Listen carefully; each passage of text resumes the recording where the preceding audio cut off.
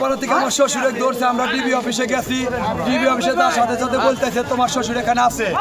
আমরা নিয়েছি সন্দেহজনক, তাকে জিজ্ঞাসা করা বাদের জন্য। নেওয়ার পরে বলতেছে তোমরা বাড়ির চলে যাও, সকালবেলা পাঠায় দিব। সকালবেলা পাঠায় দেয় না, এরই মধ্যে আমার ফোনে ফোন দিছে। ফোন দিয়ে বলতেছে এই তোর নাম কি মোহাম্মদ পারভেজ? হ্যাঁ। তুই কি শাহাদুলের বিটির জামাই? হ্যাঁ। তুই তাহলে তাড়াতাড়ি ডিবি অফিসে চলে আয় 8:30টার ভিতরে, নইলে কিন্তু তোর শ্বশুরের সমস্যা আছে। আমি যাওয়ার পরে আমাকে আর আমার ভাইরাক নিয়ে আমার সামনে আমার শ্বশুরে মারবেন না, আর ভয় দেখা যে তখন এই দুটো বিটির দামাই একবারে গায়েব করে এখন ঢুকা দিব এই কেসে। পরে আমরা ভয়ের তোদের মাপ টাপ চাই ভিতর তোন বাড়াইছি।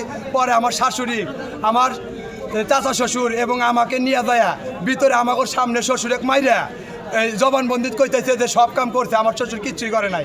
আমরা বাদ যায় 2-4টাও গোছান হারি নাই, সকাল থেকে 10টাও গোছান হারি নাই। আঙ্গটা টিয়া আছে 5 লাখ, এই 5 লাখটার কারণে বাইরে মাইরে হালাইছে আমার শ্বশুরে।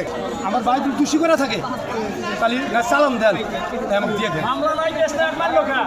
কার কথা কিছু করে না, ওই কি অটো চুরি করছে, বল বাদি কাটো, বাদ দিল কাটো, অটো চুরি করছে, ঠিক আছে বাদি কাটো, টাকা কমবে, টাকা কমবে। লাস্টে যে আসলো মাগরিবেলা কোর্টের মধ্যে একটা দোয়ার ফেলে শুক্রবার শনিবারে 4টা কে কি জানেন কোর্টের উপরে ওখানে আমাদের ডিল করবো, টাকা ডিল করবো।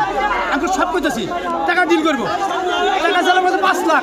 বললাম আল্লাহ ভাবছে আমার ভাই মরে গেলে আমি টাকা দিয়ে দেবো না, আমার 5টা ব্যাগ 5টা দিন মধ্যে 5-10 হাজার টাকা আপনার খাতে দিয়ে দেবো। আচ্ছা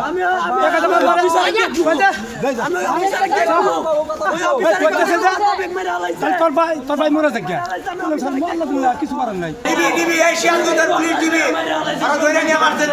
রাস্তার ভিতর